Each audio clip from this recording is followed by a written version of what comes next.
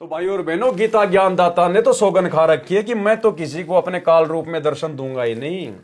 मैं तो अपनी जानकारी दूंगा ही नहीं, जन्म मरण से बाहर निकलने की जानकारी दूंगा ही नहीं, वो तत्वदर्शी संत की जानकारी दूंगा ही नहीं, सतलोक के विषय में कोई जानकारी नहीं दूंगा। फिर क्यों गीता में इतनी आसानी से जानकारी दे दी उसने? तो ये समस्त जानकारी भक्ति से संबंधित देने वाला वो काल नहीं था, ये सारी रजा सतगुरु रामपाल जी परमेश्वर जी ने बख्शी हुई थी। भाई और बहनों, बहुत बड़ी मेहर, बहुत बड़ी दया। और अगर किसी को लगता है कि भाई गीता जी में जो भी जानकारी दी है वो काल ने दी है सारी की सारी, तो चलो भाई और बहन लोग, कुछ समय के लिए आपकी बात मान लेते हैं कि गीता जी में सारी की सारी जानकारी अपने विषय में, परमात्मा के विषय में, सतलोक के विषय में इस काल ने दी है। तो चलो, गीता जी के ज्ञान में तो भाई इसने महाभारत का युद्ध करवाने के लिए, करोड़ों लोगों को मरवाने के लिए इसने सारी जानकारी दे दी, अर्जुन को डरा दिया, वरा दिया, सारा काम कर दिया। अरे उसके बाद तो काल को होश आना चाहिए था, उसके बाद तो काल को होश आना चाहिए था। जब वेद व्यास को दिव्य दृष्टि दी गई गीता का ज्ञान लिखवाने के लिए, तो क्या उस समय भी काल बेहोश था क्या? क्या उसको इतना भी ध्यान नहीं आया कि मैंने गीता जी में क्या क्या बोल दिया, और ये मैंने क्या कर दिया? मैंने तो सारी सतलोक की जानकारी दे दी, मैंने तो तत्वदर्शी संत की जानकारी दे दी हैं, मैंने तो अपने विषय में भी जानकारी दे दी, मैंने तो मेरा रूप भी दिखा दिया, और मेरा तो नियम टूट गया। अगर ये बात लोगों तक पहुंच जाएगी तो लोग तो मेरे को छोड़ के फिर उस तत्वदर्शी संत की खोज में लग जाएंगे, सब लोग सतलोक चले जाएंगे, मैं क्या खाऊंगा यहां पर। फिर उसके बाद उसने वेद व्यास को दिव्य दृष्टि क्यों दी?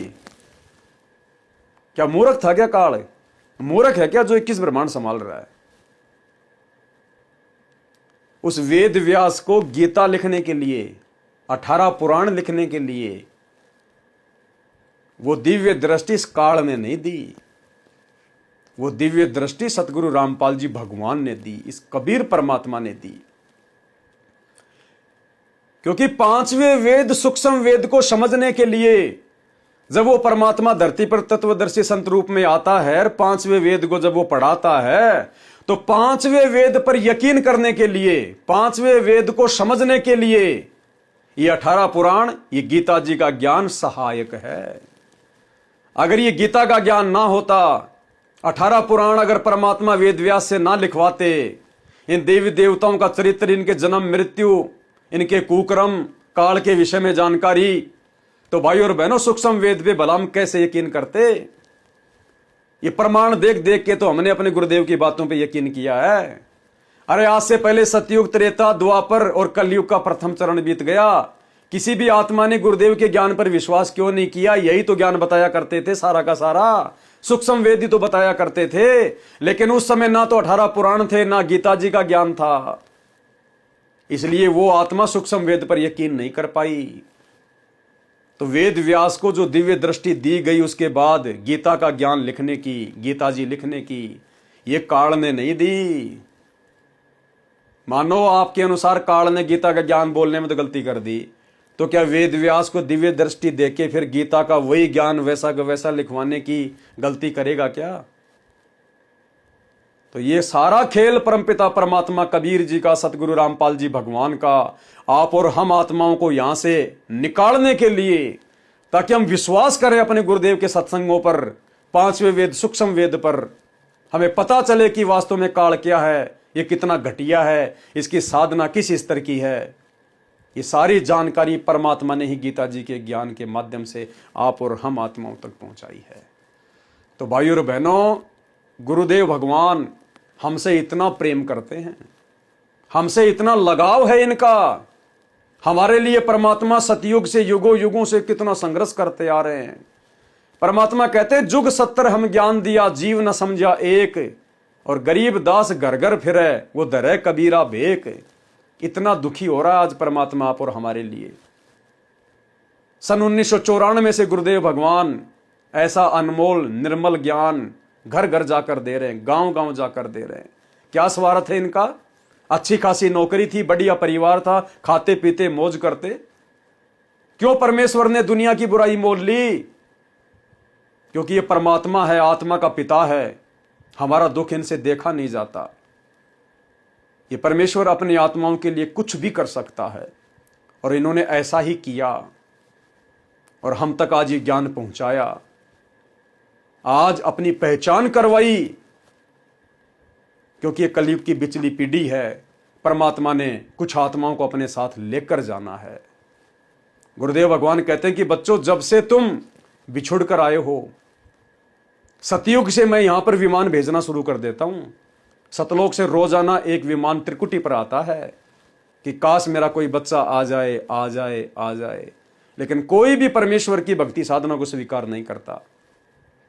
कोई भी गुरु रूप में आए हुए परमात्मा को इष्ट मानकर, भगवान मानकर नहीं पूजता। अन्य को पूजते रहते हैं, फोटोओं को पूजते रहते हैं। तो परमेश्वर ने कहा कि बच्चों, आज तक वो विमान खाली जाता है। इस कलयुग की बिचली पीढ़ी में आत्माएं उस पर सवार होती हैं। और कब सवार होती हैं? जब परमात्मा इतनी अनगणित लीला करता है। हाल ही हिसार जेल से आई ऑडियो में क्या कहा गुरुदेव ने कि बच्चों, उस परमेश्वर की अनगणित लीलाएं हैं, कोई वारन पार नहीं है। तो गीता का ज्ञान देने के लिए परमेश्वर ने जिस प्रकार से लीला की है, यह परमेश्वर की उन्हीं लीलाओं में से है। सुनिए छोटा सा सत्संग जिसमें गुरुदेव कह रहे हैं कि उस परमेश्वर, उस कबीर भगवान की अनगणित लीलाएं हैं, अनगिनित, कोई वारन पार नहीं है। तो यही लीला परमेश्वर ने गीता का ज्ञान देते समय की आप और हमारे लिए। सुनिए। आज आप इस ज्ञान को, मालिक की इस वाणी को सुनोगे, आत्मा विभोर होया करेगी, भावुक होया करेगी, रोया करेगी अपने मालिक ने। पहले तो ये विचार करोगे, हे भगवान देख कहाँ खड़े थे, किसने भगवान माने बैठे थे, और कितने दिन में जाकर बात सिरे गली है, कितने दिन में बात सेट हुई दिमाग में कि सचमुच this is God, he is God, Kabir is God. बच्चों, एक नहीं, अनगिन लीला है इस दाता की, अनगिन, जिसका कोई वार पार नहीं। बच्चों, एक नहीं, अनगिन लीला है इस दाता की, अनगिन, जिसका कोई वार पार नहीं। बच्चों, एक नहीं, अनगिन लीला है इस दाता की, अनगिन, जिसका कोई वार पार नहीं। और सुनाता हूं, गरीबदास जी ने तो भर रखा कति ग्रंथ अपने मालिक की महिमा से। आत्मा रोती है खुशी में, हे भगवान पापियों को कैसे शरण में दिया, कैसे समझाया कि अब तो भाइयों और बहनों, उम्मीद करता हूं आप जियों को परमपिता परमेश्वर, कबीर देव, सतगुरु रामपाल जी भगवान की लीलाएं समझ में आ रही होंगी। ये परमेश्वर क्या क्या लीला कर सकता है, अभी आप और हम इनकी महिमा से पूर्णतया अपरिचित हैं। हमें अंश मात्र भी परमेश्वर की लीला का ज्ञान नहीं है। ये तो केवल भगवान ने उतनी बुद्धि बख्शी आप और हमें जितना सतलोक जानने के लिए पर्याप्त है। अन्यथा इस परमेश्वर की, इस सतगुरु की लीलाओं का कोई वारन पार नहीं है। अथाह है, अथाह, हमारे अंदर समा ही नहीं सकती। जिस प्रकार समुद्र कितना बड़ा होता है, अथाह होता है, और एक चिड़िया की प्यास केवल एक बूंद से बुझ जाती है, तो आप और हम जीव आत्माएं चिड़िया हैं। हमारे अंदर केवल एक बूंद ही तत्व ज्ञान की समा सकती है, जबकि समुद्र अथाह है। आप और हमारा ये दिमाग 1 या 2 MB का है, और परमेश्वर का ज्ञान समुद्र की तरह अरबों खरबों जीबी का है। तो भाइयों और बहनों, परमेश्वर ने केवल हमारे ऊपर उतनी रजा करनी है कि हम इस परमेश्वर को और इस ज्ञान को समझकर, मर्यादा में रहकर सतलोक के लिए प्रस्थान करने को तैयार हो जाएं। तो जब परमेश्वर आप और हमारे लिए काल से टक्कर लेकर इस प्रकार की अद्भुत लीलाएं कर रहे हैं, जिनके विषय में आज से पहले हम सोच भी नहीं सकते थे, क्या गीता का ज्ञान भी हमारे गुरुदेव भगवान की रजा से ही संभव हुआ है? क्या परमेश्वर काल का रूप बनाकर भी अपनी आत्माओं को काल के जाल से निकालते हैं? ऐसी ऐसी अद्भुत लीला करते हैं परमात्मा। इसीलिए तो इनको अनंत कोटि कलाओं का प्रभु कहा जाता है। अनंत कोटि कलाओं का प्रभु, जो कुछ भी कर सकता है। अब भाइयों और बहनों, आपको अंत में एक बहुत ही गहरा अकाट्य प्रमाण और देते हैं गीता जी से ही। उसके बाद आपको बिल्कुल भी संशय नहीं होगा कि गीता जी में ज्यादातर ज्ञान, यानी विशेषकर गीता जी में वो अध्याय और वो श्लोक जिनमें गीता ज्ञानदाता अपने से अन्य किसी और परमात्मा के विषय में जानकारी दे रहा है, काल तो अपने से अन्य परमात्मा के विषय में जानकारी देगा नहीं, क्योंकि वो तो खुद ही अपने आप को परमात्मा बना के बैठा हुआ है। तो यहां पर जिन जिन अध्यायों में, जिन जिन श्लोकों में अपने से अन्य परमात्मा के विषय में जानकारी दी गई है, अब वहां पर क्या कहा जा रहा है। सबसे पहले आपको गीता जी अध्याय नंबर 17 श्लोक नंबर 5 और 6 सतगुरु रामपाल जी परमेश्वर जी के मुख कमल से दिखाते हैं, सुनाते हैं। आप थोड़ा देखिए, ध्यान दीजिए, उसके बाद दास गुरुदेव के आशीर्वाद से आपको समझाएगा। ये देखिएगा गीता जी श्रीमद् उद्गीता गीता अध्याय नंबर 17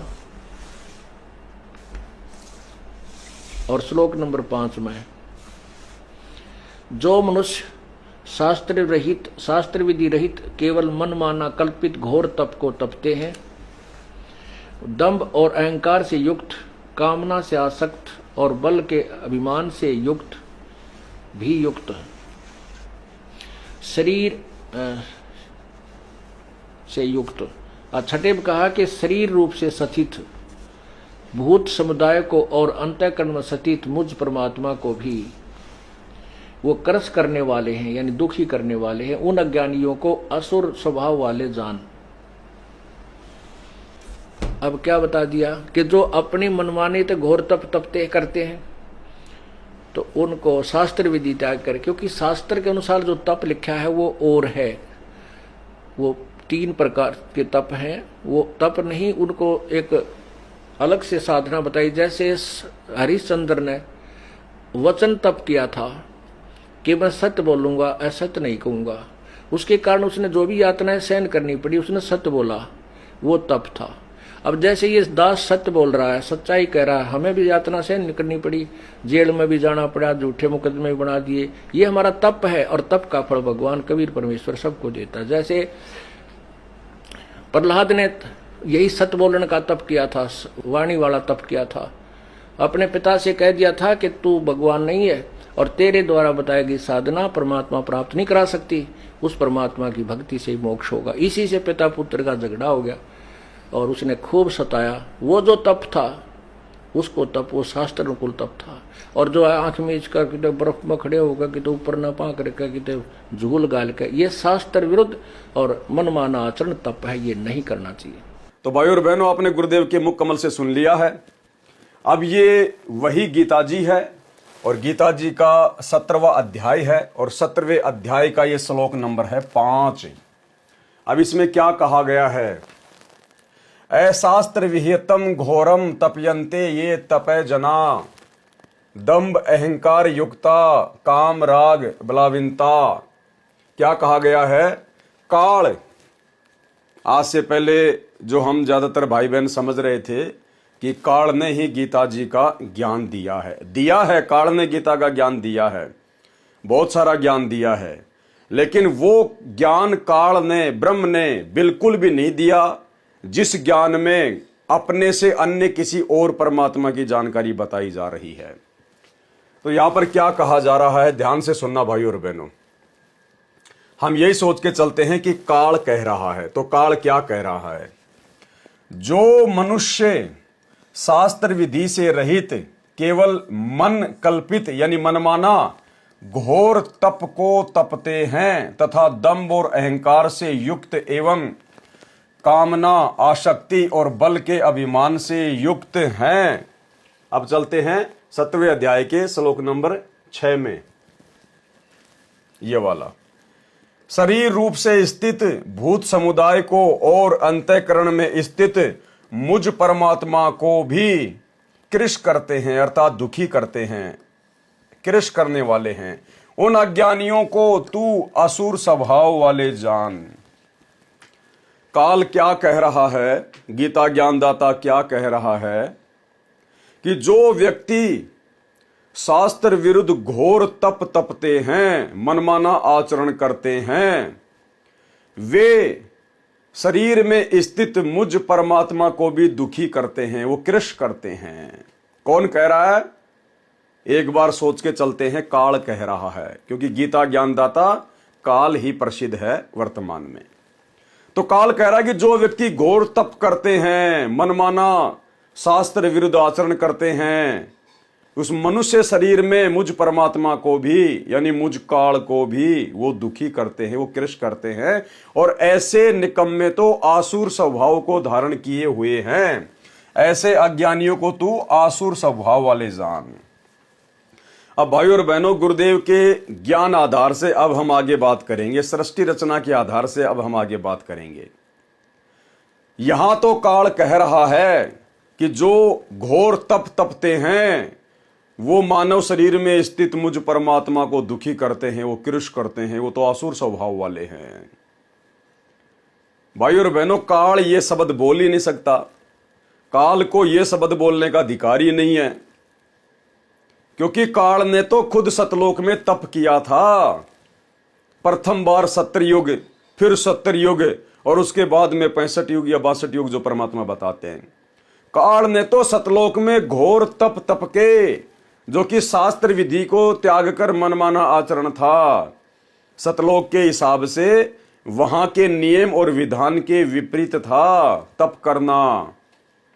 तो काल ने तो खुद तप किया और परमात्मा को दुखी किया, और तप करके, घोर तप करके, एक पैर पे खड़ा होके इसने सतलोक में तप किया, परमात्मा बताते हैं।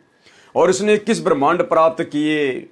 फिर काल यहां पर ये क्यों कह रहा है कि जो घोर तप करते हैं वो मुझे दुखी करते हैं।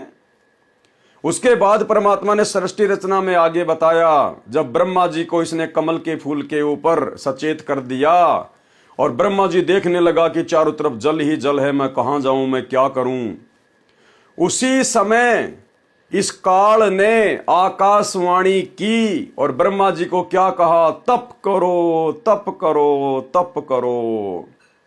तो जो अगर गीता जी का ज्ञान यदि काल ने ही बोला है, विशेषकर इस अध्याय की हम बात करें, अध्याय 17 श्लोक नंबर 5 और 6 पढ़ लेना।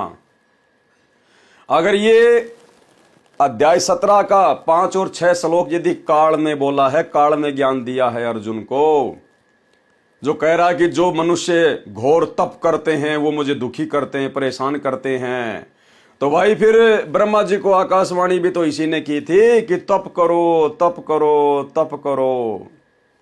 फिर इसने ब्रह्मा को आकाशवाणी क्यों की?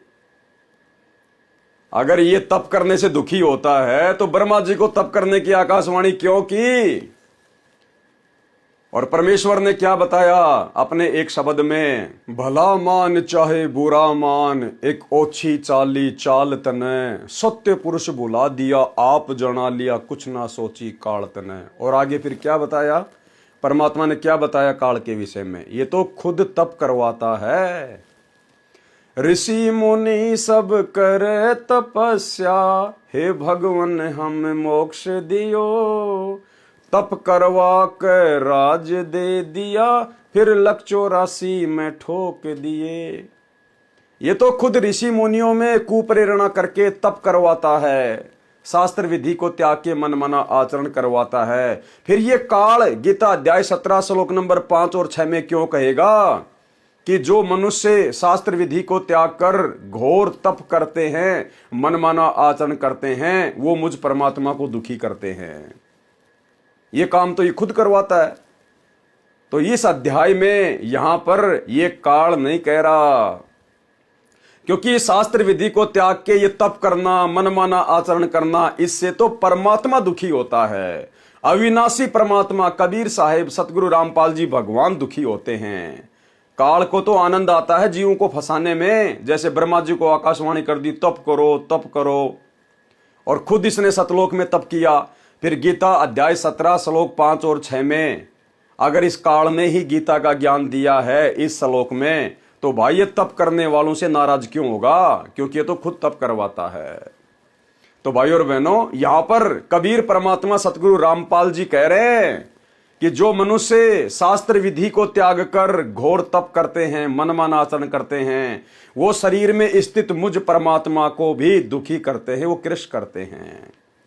तो भाई और बहनों, गीता जी में वो ज्ञान जहां पर गीता ज्ञानदाता काल के अलावा किसी अन्य परमात्मा की जानकारी दी गई है, या सतलोक के विषय में जानकारी दी गई है, या तत्वदर्शी संत के विषय में जानकारी दी गई है, या काल के मनमाने आचरण या इसके पाखंड और अज्ञान के विषय में जानकारी दी गई है, या ब्रह्मा विष्णु महेश की भक्ति ना करने के विषय में जानकारी दी गई है, या ये ब्रह्म कहाँ रहता है ये जानकारी दी गई है, या इसके जन्म और मरण होते हैं ये जानकारी दी गई है। ये सारी की सारी जानकारी कबीर परमात्मा सतगुरु रामपाल जी ने ही गीता जी में अर्जुन को दी थी, आप और हम आत्माओं के लिए, ताकि हम इसको पहचान जाएं, हम जान जाएं इसके षड्यंत्र को। अन्यथा ये कभी भी अपनी जानकारी इस प्रकार से सार्वजनिक करने वाला नहीं है। और जानबूझ के सतगुरु रामपाल जी भगवान ने अर्जुन को काल रूप दिखाया, अन्यथा आज हमें कैसे विश्वास होता, जिसमें काल कह रहा है कि देख ऋषि मुनि वगैरह सब मेरे मुंह में जा रहे हैं, मैं सबको खाता हूं। अर्जुन ने कहा ना कि ये भगवान, ये ऋषि मुनि तो आप ही की जय जयकार कर रहे हैं, ये तो आप ही के नाम का जाप करते थे, ओम नाम का, और ये भी आपके मुंह में जा रहे हैं, आपकी साधना करने वाले भी आप ही के मुंह में जा रहे हैं, आप उनको खा रहे हो। तो भाइयों और बहनों, ये सारी की सारी जानकारी सतगुरु रामपाल जी भगवान ने आप और हम जीवों को भक्ति मार्ग पर दृढ़ विश्वास करवाने के लिए ये जो है अर्जुन को प्रदान की है, ताकि इस ज्ञान के माध्यम से वर्तमान में इस जानकारी को देखकर, सुनकर, पढ़कर आप और हम भाइयों को दृढ़ विश्वास हो जाए कि सूक्ष्म वेद में जो काल के विषय में लिखा है बिल्कुल सत्य है। अन्यथा ये काल, इसका तो अविनाशी अटल विधान है, ये किसी को दर्शन नहीं देता। तो ये तो सतगुरु रामपाल जी भगवान ने दया बख्शी आप और हम नीच आत्माओं के ऊपर। तो अब हमें ये बातें भाई और बहनों आसानी से समझ में आएंगी। ब्रह्म ने प्रतिज्ञा कर रखी है कि मैं किसी साधना यानी न जप से, न तप से, न वेदों में वर्णित यज्ञों से मेरे स्वरूप के दर्शन हो सकते हैं। अर्थात किसी को भी दर्शन नहीं दूंगा, फाइनल कर दिया, किसी को भी दर्शन नहीं दूंगा। अब भाई और बहनों, लिख कौन रहा है यहां पर? सतगुरु रामपाल जी। और सतगुरु रामपाल जी ने इसका क्या बता दिया? अविनाशी विधान, कि यह मेरा अविनाशी विधान है, मैं कभी किसी को दर्शन नहीं देता, अपनी योग माया से छुपा रहता हूं। अगर उस काल ने ही दर्शन दिए होते अर्जुन को, तो सतगुरु रामपाल जी यहां पर तुरंत बोल देते कि बच्चों देखो ये मूर्ख यहां तो कह रहा है कि मेरा अविनाशी विधान है, मैं किसी को दर्शन नहीं देता, और गीता 11 अध्याय श्लोक 32 में अर्जुन को दर्शन दे दिया, तो इसका अविनाशी विधान कहां रह गया? अरे भाई, एक तरफ तो कह रहा है कि मेरा अविनाशी विधान है, मैं किसी को काल रूप में दर्शन नहीं देता, और दूसरी तरफ उसने अर्जुन को अगर दर्शन दिया तो गुरुजी यहां पर तुरंत बोल देते कि बच्चों देखो कितनी बड़ी झूठ बोल रहा है। एक तरफ तो कह रहा है कि मेरा अविनाशी विधान है, मैं किसी को दर्शन नहीं देता, और तुरंत उसने अर्जुन को दर्शन दे दिए। फिर तो इसका अविनाशी विधान कहां रह गया? अरे जैसे गुरुदेव कहते हैं कि कबीर परमात्मा अविनाशी है, और फिर आगे कोई लाइन आ जाए कि कबीर जी को फलाने फलाने राक्षस ने मार दिया और कबीर जी मर गए, तो फिर अविनाशी कहां हुए कबीर जी? फिर अविनाशी क्यों लिखा जा रहा है? क्योंकि अविनाशी तो कभी मरता ही नहीं। तो यहां पर गुरुदेव एक तरफ तो कह रहे हैं कि यह इसका अविनाशी विधान है, यह कभी किसी को दर्शन नहीं देता, और इस आधे पैराग्राफ में परमात्मा ने बार बार इसी बात का जिक्र किया है कि मैं किसी को दर्शन नहीं देता, किसी को दर्शन नहीं देता, चाहे कुछ भी कर ले, और फिर अर्जुन को दर्शन दे दिए। तो फिर अविनाशी विधान रह कहां गया? लेकिन यह बात कभी गुरुजी ने कही? कभी नहीं कही। क्यों? क्योंकि उसने अपना अविनाशी विधान नहीं तोड़ा। ये तो सतगुरु रामपाल जी ने आप और हमारे ऊपर रजा की, जो काल का रूप बना के अर्जुन को दर्शन दिए। तो काल का अविनाशी विधान नहीं टूटा भाई और बहनों, ये गुरुदेव की रजा हुई है आप और हमारे ऊपर। अब इस बात को कितने भाई बहन ज्ञान आधार से अपने अंतरात्मा में उतार पाएंगे, अब ये तो उनके ऊपर डिपेंड है। और भाइयों, ये परीक्षा भी साथ साथ चलेगी। अब कितने लोगों के मन में इस परम सत्य को सुनकर और सारे प्रमाण देखकर मन में दोष आता है। हो सकता है 2, 4, 5, 10 लोग इसी बात को लेकर साथ संगतियों से दूर हो जाएंगे, मन में दोष पैदा कर लेंगे कि लो जी, गुरुजी ने तो कभी नहीं बताई ये बात, तो गुरुजी ने तो कभी वो कबीर जी की दाढ़ी मूंछ वाली फोटो को फाड़ने की बात भी नहीं करी, फिर तुमने क्यों फाड़ दिया भाई? तो भाई, जिसको परमात्मा दया बख्शेगा, जिसके ऊपर रजा होगी, जिसको परमात्मा ने यहां से निकालना होगा, उसी के ऊपर परमात्मा की दया होगी। क्योंकि ये इस प्रकार की घटनाएं, इस प्रकार की अद्भुत लीलाएं जब हमारे सामने आएंगी, जो सांकेतिक हैं, जिनको परमात्मा अब सात संगतियों के माध्यम से उजागर करवा रहे हैं, तो हम आत्माओं का विश्वास बढ़ेगा अपने गुरु जी के ऊपर, ना कि हम कोई शंका पैदा करेंगे अपने गुरु जी के ऊपर। क्योंकि ये समर्थ है, काल का बाप है, इसके बाएं हाथ का खेल है किसी का रूप बनाना।